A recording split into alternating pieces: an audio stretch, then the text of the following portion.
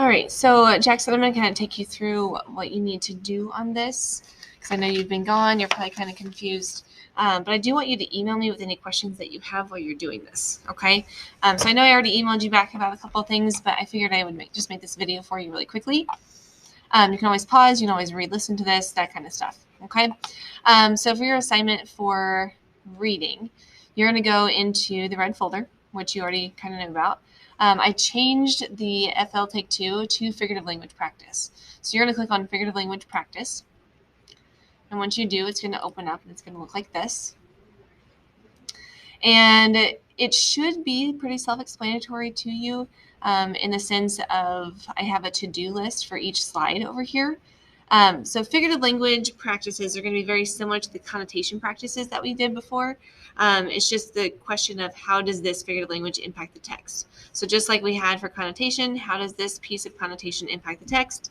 Very similar question. So what you're going to do is you're going to follow the to-do list. It's always going to be in that turquoise type box. So it's going to say name. So that means you need to go here. You're going to put your name here. Skill. I already have that here, so you don't need to do that. Print. You're obviously not going to print for now, so that's fine. Then you're going to go to the next slide. This slide should look very familiar. It looks very similar to the connotation things that we did before. I already have it filled out, the figurative language here. Again, it tells you that you need to fill in all of the purple and green boxes.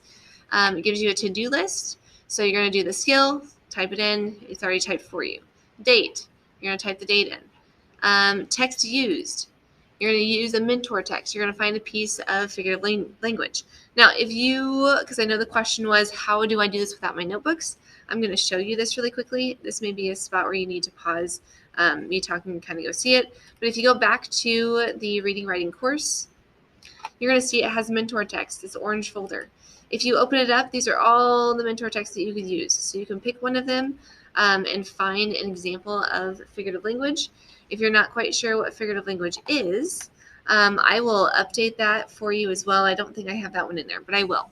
Where it says notes and classroom practice, that's where we're going to have some different examples.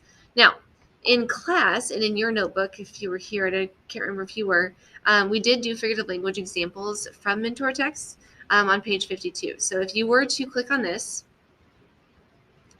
it opens up, and these are some examples that we found.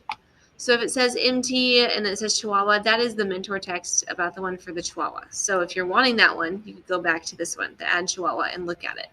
Okay? Hyperbole, same thing from the Chihuahua piece. Then we have the mentor text 911.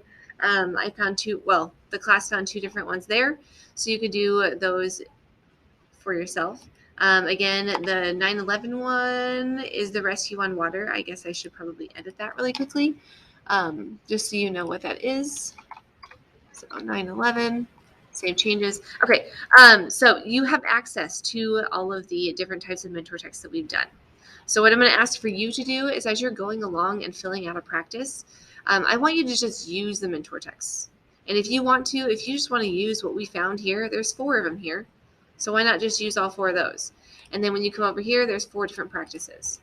So what you could do is the first one, the simile from the Chihuahua ad, is your first practice. The second one is hyperbole from the Chihuahua ad, and so on and so forth. So if you want to use just all of those to help you, that's fine, because then you just have those 2 mentor texts to look at. Okay? And then as you're answering the question, you're going to want to make sure to look down here for the strong attributes of a strong response. You need to make sure that you state the figurative language from the text, which would be the actual thing here. So children hating dogs look like gremlins. Like that's the actual thing from the text. You also want to make sure that you state the type of figurative language. So that would be the simile. Okay? And then you also need to describe how the figurative language impacts the text. Okay, so what does it mean? Why this figurative language? Why would the author put that specific one in there? Okay, so you're going to have your response in this section when you are done. Because again, if you're going down through the to-do list, after you do the response, it says checklist. You do not have access to this right now. So what I want you to do is I want you to email me. Okay, so number 6, I want you to email me when you're done. So then that way I know what you've done. And if I have time, and I will try to do that as soon as I get your email, at least within the day, I will email you back. And I'll have some suggestions. I may put something on here for you, and then we'll kind of make up what grade you think you deserve on that. Okay?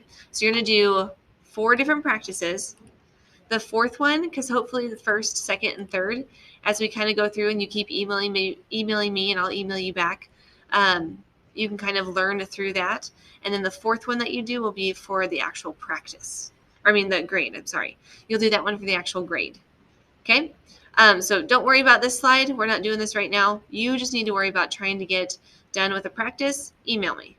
Get done with the second practice, email me. Get done with the third practice, email me. Okay, so that's your goal. Okay, and every single time you email me, I will check it and I will email you back once I have been able to look at it, and we'll go from there. All right? Okay, good luck, and please email me if you have any questions. I will be here to help you as much as I can. Okay? All right. I'll see you later. Bye.